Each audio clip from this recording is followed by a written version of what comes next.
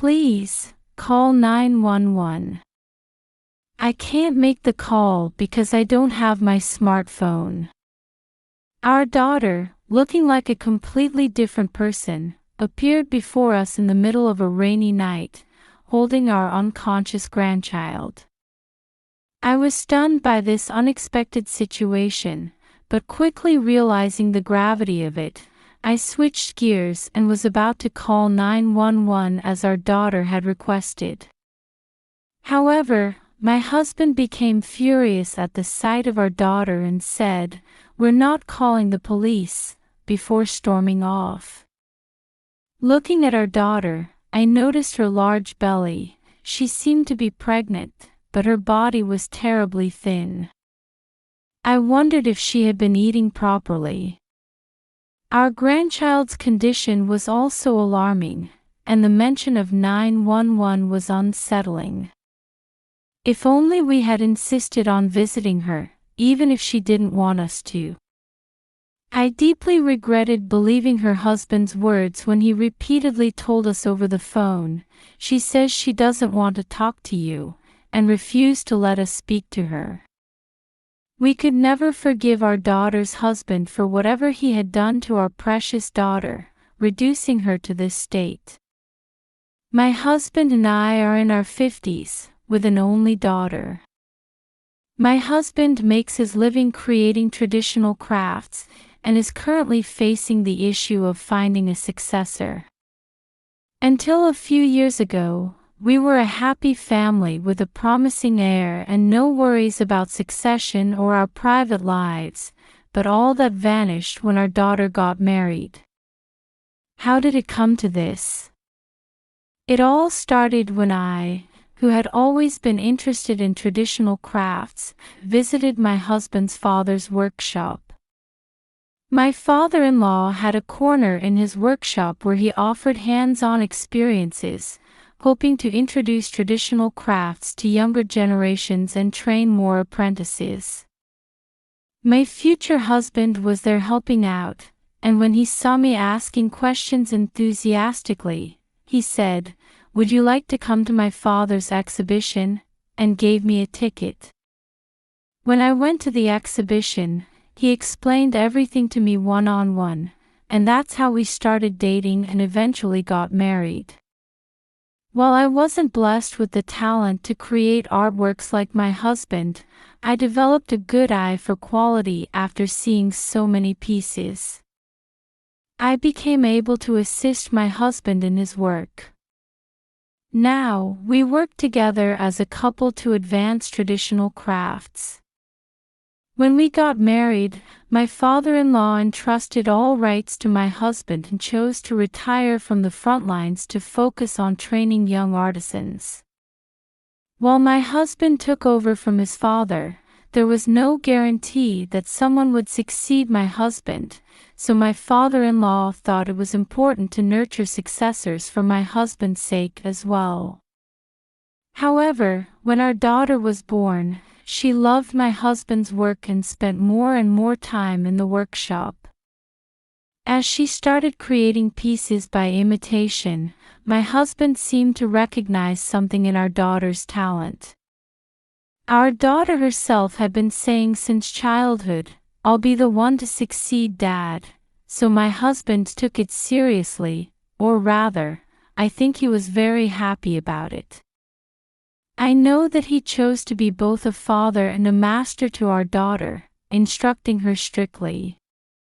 Seeing this, my father-in-law seemed to feel at ease and passed away suddenly, without even giving us a chance to say goodbye. My husband said it was good that he went peacefully in his sleep without suffering, so I decided to think the same way.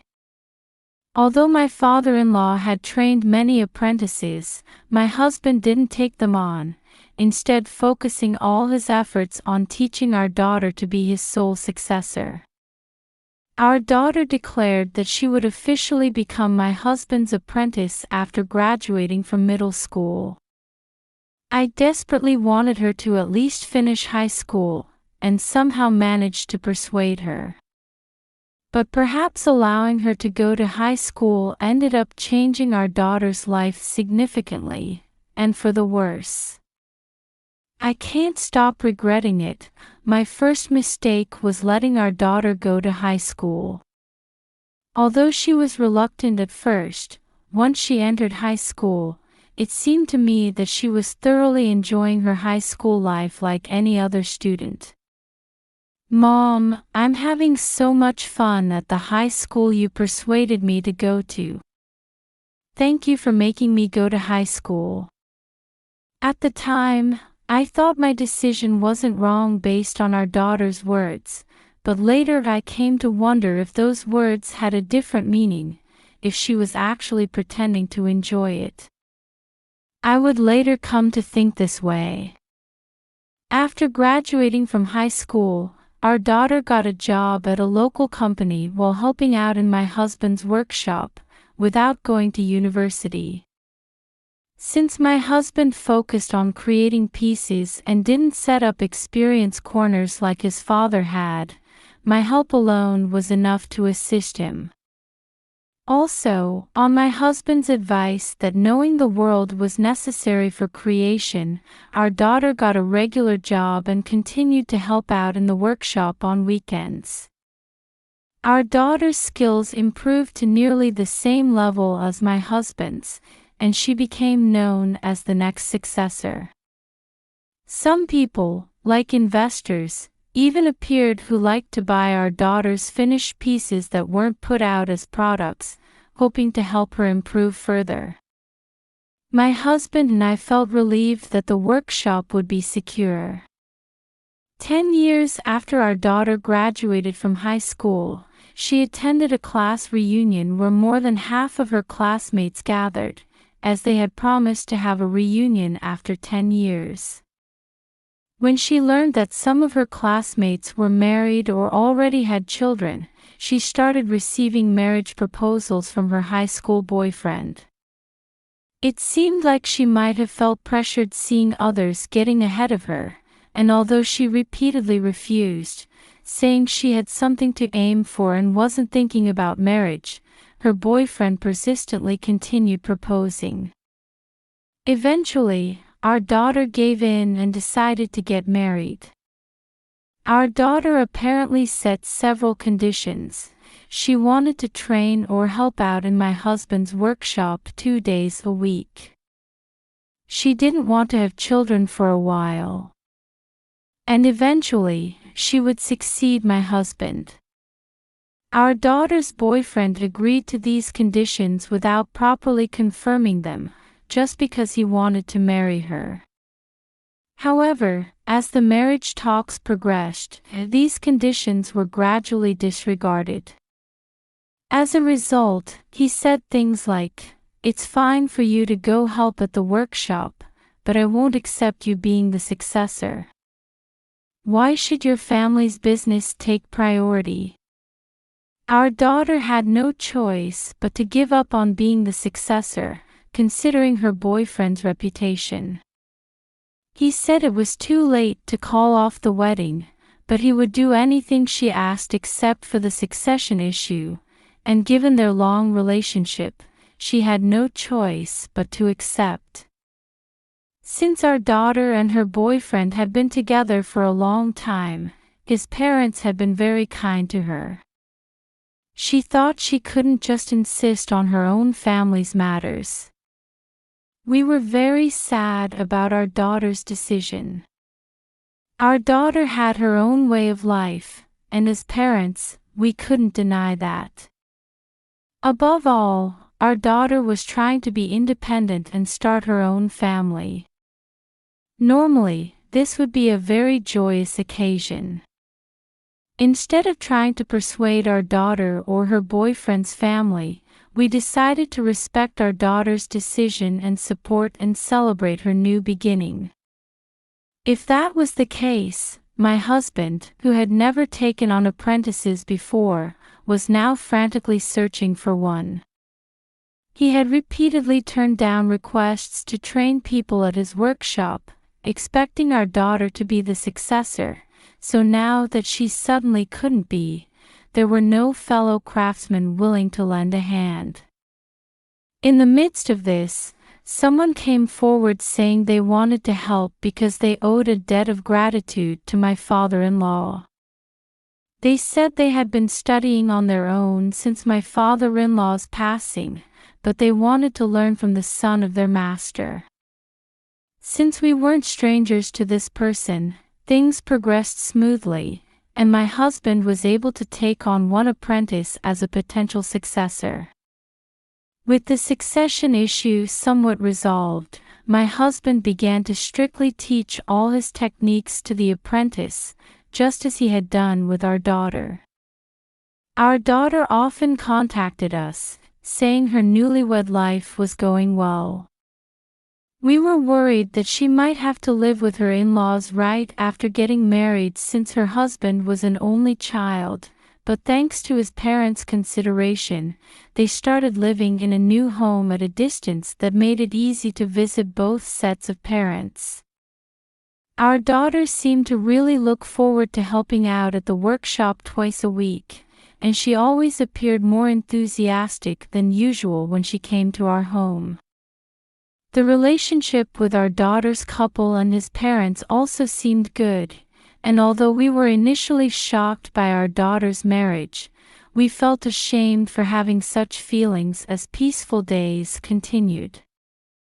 Until we were informed that our daughter's husband was being transferred to another town. It was such a sudden announcement. Is it possible for a transfer to be decided less than 6 months after getting married? I wondered if her husband had actually known about the transfer in advance, which is why he rushed into marriage, agreeing to our daughter's conditions without really listening or understanding, and then saying it was impossible to be the successor after things had progressed to a point of no return. I asked if it wasn't possible for him to commute alone. Apparently, our daughter had initially hoped for that possibility too, but her husband said he couldn't manage without her. Our daughter said she decided to go with him because it was wonderful to be needed by someone, and she smiled as she said this. We, as her parents, could only support our daughter's smile. We were informed about the birth of our grandchild half a year after our daughter had followed her husband's transfer. Apparently, they knew about the pregnancy before the transfer was decided, but didn't tell us because our daughter's husband suggested it would be better to talk about it after they settled down, or that it would be a surprise to report it after the birth. In reality, they were probably too busy getting used to the rapidly changing environment. Also, they might have feared that if we knew about the pregnancy, we would oppose her going with him for the transfer and insist on him commuting alone. In any case, we as parents couldn't shake off our suspicions about our daughter's husband's character. Still, he was the partner our daughter had chosen, and he had earnestly wished to marry her, so it wouldn't be right to speak ill of him based on our own speculations and assumptions.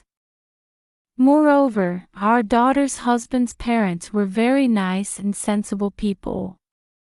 Surely, the son raised by such a wonderful couple couldn't be unilaterally bad.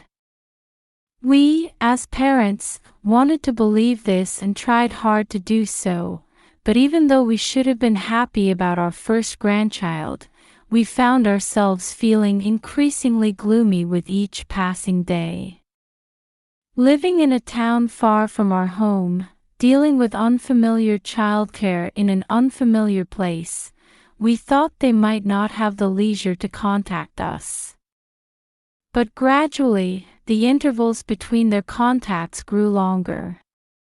Occasionally, when we tried to contact them, our daughter's husband always answered, saying he couldn't leave the child alone or that he would listen to our message and relay it to our daughter.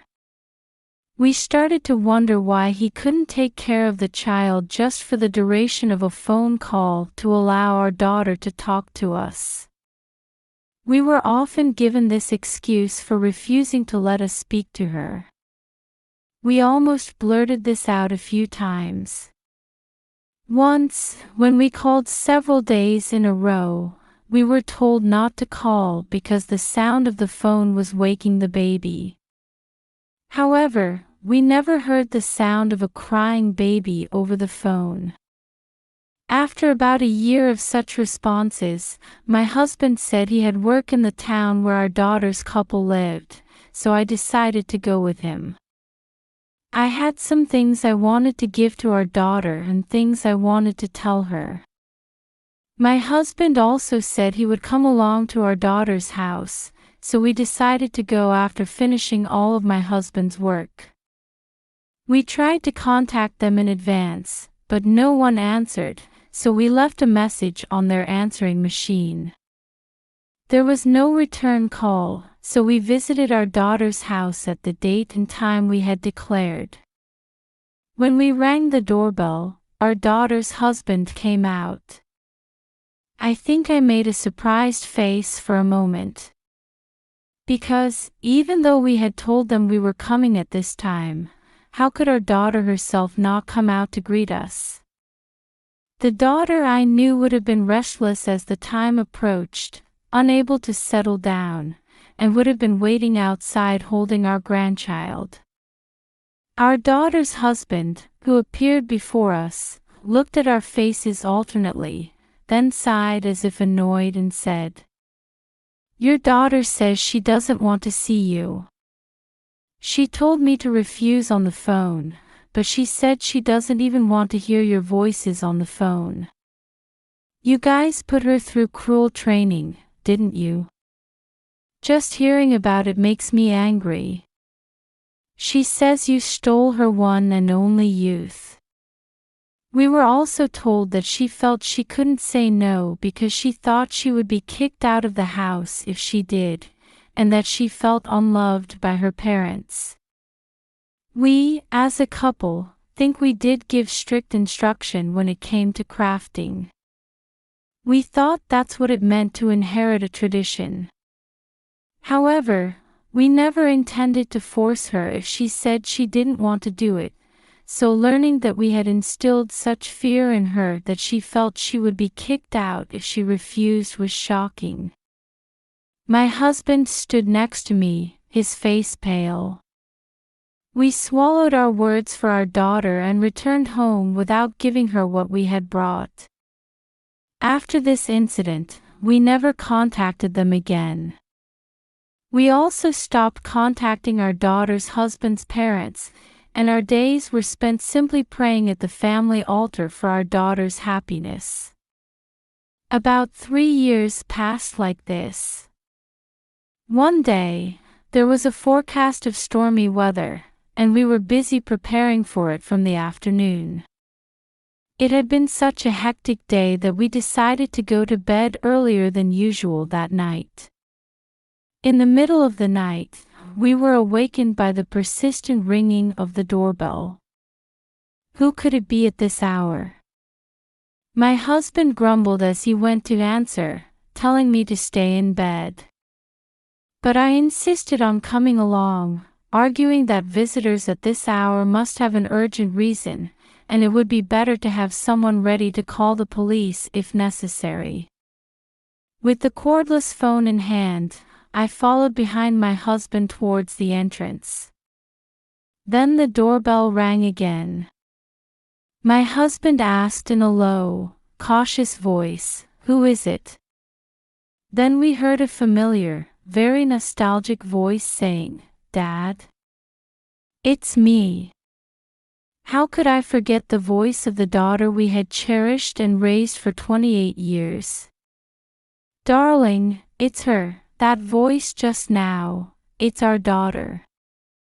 In the midst of the heavy rain beating against the windows, and at this late hour, why was our daughter here? I had a bad feeling, but I was so happy that our estranged daughter had come to us that I immediately opened the door. A figure that looked like our daughter quickly entered the entrance and said in a desperate tone, please, call 911. I don't have my smartphone, and there's no public phone nearby. Until a few years ago, there were several public phone booths in this area, but since the last one at the station was removed, we hadn't seen any. If there had been a public phone, she could have called 911 immediately, even without a smartphone. I was able to think about this calmly only much later, but when I heard the words, "Call 911," from our daughter's mouth with her vacant eyes, I was so shocked that my mind went blank. We're not calling 911. Dry yourself with a towel and come to the garage. My husband's gruff voice echoed, and I came to my senses. In our daughter's arms was our 4-year-old grandchild, looking limp. Moreover, our daughter's belly was big, and from the look of it, she seemed to be near her due date. I took the grandchild from our daughter and wrapped them in a blanket. Although they looked lifeless at first glance, they were still barely breathing. I felt that if we could prevent their body from getting any colder and get them to a hospital, they could be saved. My husband must be preparing the car to take our daughter and grandchild to the hospital. I hurried to the garage with the grandchild in my arms, but when I looked back, our daughter was just standing there, not moving. The size of her belly suggested she was near her due date, but our daughter was so thin she didn't look like a woman about to give birth. Darling, our daughter. My husband, who was in the driver's seat, reacted to my words. He told me to get in the car and wait, then went back to our daughter and pulled her arm. Your father and mother will definitely help you. So, do your best for the baby in your belly too. Our daughter, who had been hanging her head lifelessly, looked up and somehow started walking on her own. However, she was so exhausted that it was difficult without my husband pulling her arm. Once our daughter got in, the car started at a tremendous speed, and my husband demonstrated miraculous driving skills in the heavy rain, safely transporting our daughter and grandchild to the only general hospital in town. I had called ahead from the car to tell them we were coming and explained our daughter and grandchild's symptoms, so they were waiting for us. When the car arrived, several nurses were ready with stretchers. One took the grandchild from my arms, while 2 others helped our pregnant daughter onto a stretcher and carried them to the treatment room. Our daughter was so malnourished that she couldn't make proper judgments, but I think she kept repeating the words, 911 call, because she felt she had to convey this message, that she mustn't forget it. That's why the first words out of her mouth when she saw our faces were, 911. We thought she was doing well. We had been praying at the family altar for her happiness. We thought my deceased father-in-law was protecting her. How cruel of a mother am I to have been content with just thinking.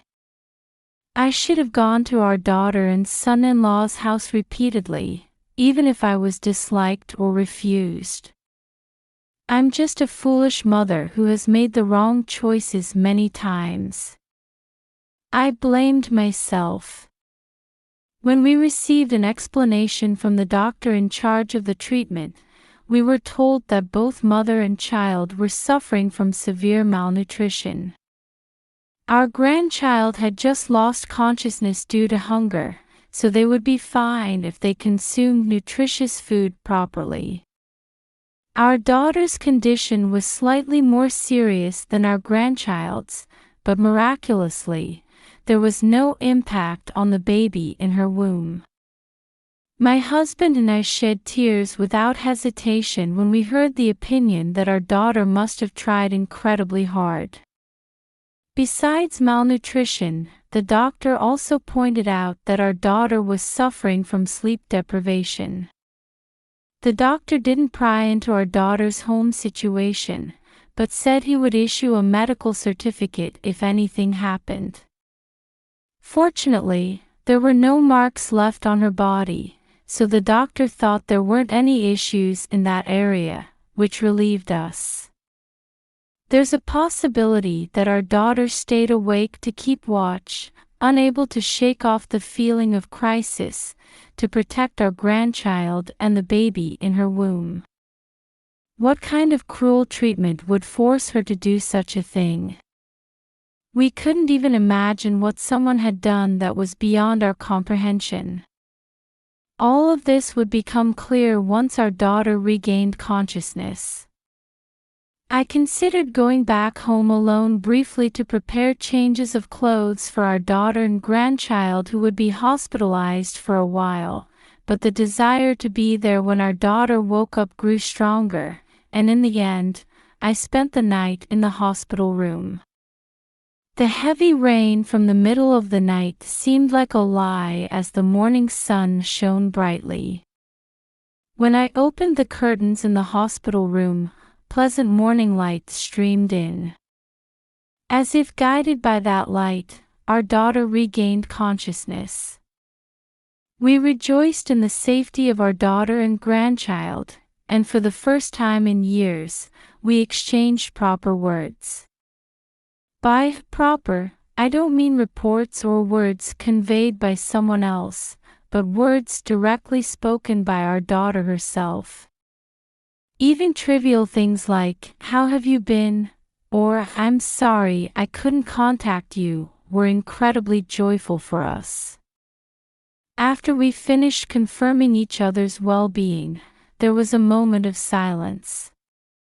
My husband and I had decided, while our daughter was sleeping, not to force her to talk about things she didn't want to discuss. We had heard that some victims can confess immediately while others take time, so we kept that in mind. Our daughter looked at our faces alternately and then took a deep breath. "Mom, Dad, there's something I want you to hear. It's going to be long, but can you listen without interrupting until I finish?" Our daughter's eyes showed the determination she had when she made important decisions. They were the same eyes she had when she decided to become the successor of the traditional craft, when she decided to get married, and when she decided to follow her husband's transfer. We nodded silently. According to our daughter, she thought she knew all the good and bad points about her husband because they had been together for a long time, but that wasn't the case. After they got married, he appeared to be an understanding husband on the surface, but whenever something happened, he would set conditions in exchange for forgiveness. For example, let's say she made plans to have lunch with a friend. If she did something to upset her husband the day before, he would say he'd forgive her in exchange for canceling the lunch plans the next day. In this way, he gradually narrowed our daughter's social circle, and when they moved away from the town where she grew up due to her husband's transfer, the distance from both our home and his parents' home allowed him to start isolating her from relatives. After our grandchild was born, he would use the child as a shield to make repeated demands whenever something happened. To protect the grandchild, our daughter had no choice but to comply with her husband's demands. Before she knew it, she wasn't allowed to go out, was constantly monitored by her husband, and had to pretend to be cheerful just to keep him in a good mood.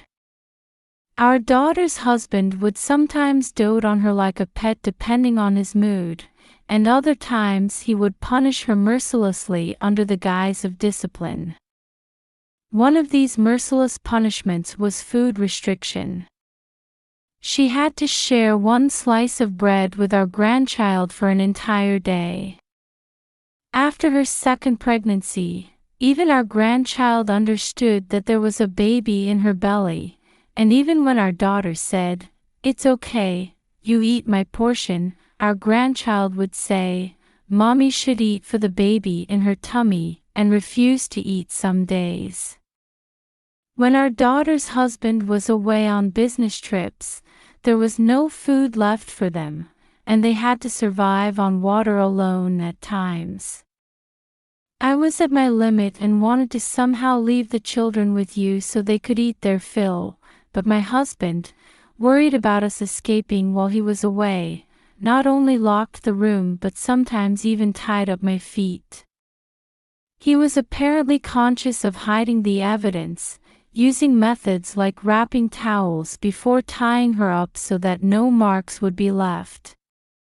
This time, they were able to escape successfully because he had been called away suddenly and couldn't confine them properly. It seems like the lock on the door in Nanjing Castle wasn't completely closed, and he didn't have time to restrain us. I thought we could escape, but the child was unconscious, and my smartphone had been taken away. She didn't have any money she could use freely, but she remembered she had a transportation IC card. After getting married and quitting her job, she hadn't returned the deposit on her IC card. Her husband thought it wouldn't be a problem as long as he didn't give her money to charge it, so it wasn't taken away. She was concerned about the balance, but she didn't remember canceling the auto charge setting. Although her credit card had been taken away, she had heard that it's difficult for someone other than the cardholder to cancel the card. She had never been asked to write a power of attorney, so she thought the card must still be usable even though it had been taken away. Our daughter and grandchild boarded the last train and came to us for help. But by then, our daughter was already at her limit, and she kept repeating 911 as the words she absolutely had to convey if anything happened. It was certainly more understandable than repeating our home phone number or asking to call our home, but if she had called 911 and her husband was contacted, it would have been all for nothing. It must have been a very dangerous gamble. It's okay. After all, I'm your daughter, Mom. A mother wouldn't collapse before confirming her child's safety when protecting her children, right? After listening to her story, my husband, who had been silent until then, shouted in a voice so loud it could be heard outside the hospital room, "We need to report this to the police. We'll sue him." I was also yelling with almost the same intensity, saying we should go there right now and turn him in to the police. After this, we were cautioned by a somewhat scary-looking nurse who said, "I understand your anger, but please be quiet in the hospital." My husband and I went to the police and told them what happened, filing a complaint. When we explained that our daughter wasn't yet in a condition to get up and move around, a female police officer said she could come to the hospital room if that was okay, so we requested that. Once the complaint was successfully accepted, the police officers who had been waiting raided our daughter and son-in-law's house, but our daughter's husband wasn't there. However, there were signs that he had returned home once. He's probably either frantically searching for the two he had confined, realizing they're gone, or he's fleeing, thinking he's been found out. We were told to be cautious as there was a good chance he might show up in front of our daughter and grandchild. They also said they would patrol the area. We were told it would be safer to stay in the hospital, so my husband told me to stay in the hospital room, but I insisted on returning home with him, worried about the danger of my husband confronting our daughter's unpredictable husband. However, several days passed without our daughter's husband appearing, and our daughter and grandchild, having regained their strength, were discharged from the hospital. We were told to let them regain their strength slowly at home, so we took on the task of nursing our daughter and grandchild. There was no way we could send them back to the house where our daughter's husband might return. We felt a little relieved when we were told that patrols around our house would be increased. On a day when we let our guard down just a little, I woke up to an unfamiliar sound in the middle of the night. Looking at the clock, it was a little past 2 a.m. My husband instructed me to stay with our daughter and grandchild while he went to check the source of the sound, which wasn't coming from the direction of the entrance. Although our home and workshop were separate, we had renovated an unused room because we wanted a space where work could be brought home. It seemed someone had sneaked in from there. My husband can sometimes be a bit careless when he's engrossed in something. However, he should have been very cautious since the incident with our daughter and grandchild. If someone broke in through the workroom, there are tools there that could be used to harm people if misused. Thinking that something terrible might happen to my husband, I thought it might be better to call for help rather than wait for him to check. Just as I was about to dial 911 on the cordless phone in my hand, there was a tremendous noise. My husband later told me about what happened at that time. As he was feeling his way in the dark, a human shadow was reflected in the light he shone. Panicking at the sudden encounter with the intruder, he tried to distance himself, but the other person was so enraged that he had lost all reason. The intruder kept mentioning our daughter and grandchild's names, so my husband realized it was our daughter's husband. The reason he hadn't recognized him at all until then was because his appearance was so different from how he remembered. Our daughter's husband yelled that despite how much he loved her, our daughter only talked about traditional crafts and her parents. Once the kid was born, everything revolved around the child, and she wouldn't even look at him. He claimed that his education and discipline were necessary to make her understand that he was supporting her, that he was loving her. He shouted at my husband to take responsibility for raising such an ungrateful daughter who ran away from that. Moreover, when he tried to attack my husband felt in danger and threw whatever he had in his hand, which, by luck or misfortune, stuck into our daughter's husband's hand. What he had thrown turned out to be a carving knife, one of his work tools.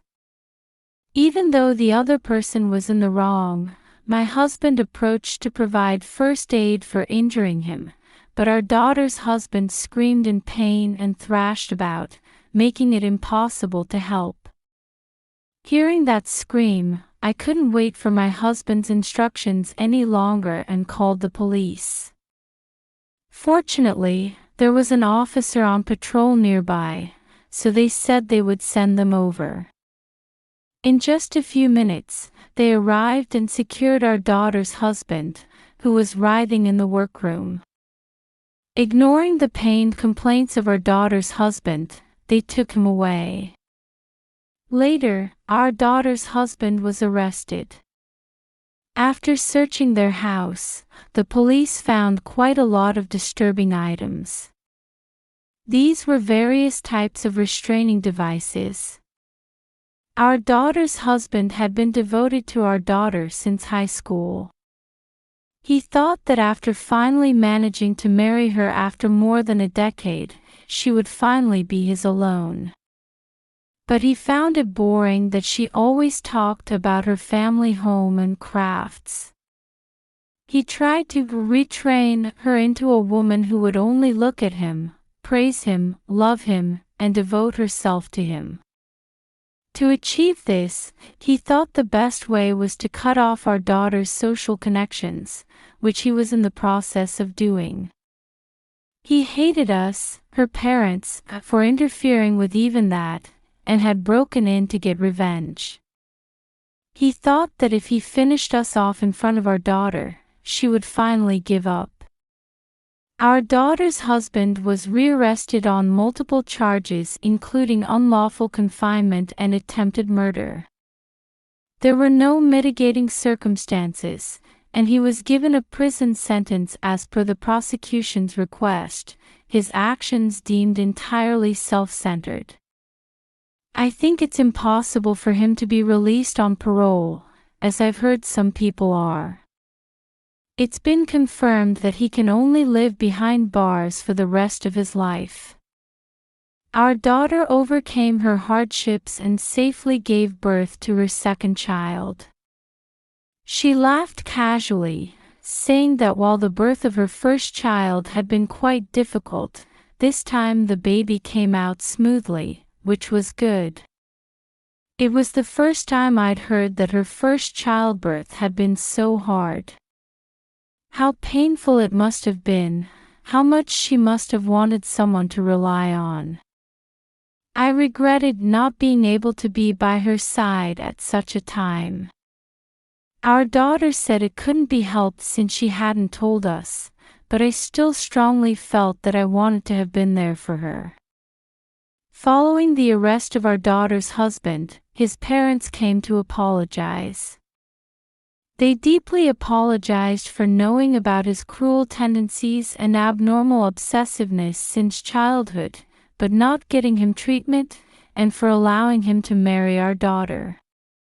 Our daughter's husband's parents' explanation was that they thought there wouldn't be a problem as long as they kept him in a good mood, and they never imagined he was doing such malicious things that would result in actual imprisonment. Children can do things that parents don't see. Parents don't know everything about their children. So while I can somewhat understand his parents' explanation, I asked them if they would accept the same excuse if the situation were reversed. Of course, they said it wasn't acceptable, and they promised to pay more than the standard amount of compensation and damages, as well as child support for both grandchildren. When our daughter's husband's sentence was finalized, his parents paid the promised amount in full as agreed. Of course, the divorce was also granted, so our daughter and grandchildren were finally free from the curse of her ex-husband. While our grandchild recovered relatively quickly, it took a bit longer for our daughter to fully recover due to her pregnancy. Now she's living at our home, raising her children and working on traditional crafts with our help. She has set a high goal of hopefully holding her first solo exhibition by the time her second child is a bit older. Our daughter, shining so brightly now, looks the happiest she's ever been in her life.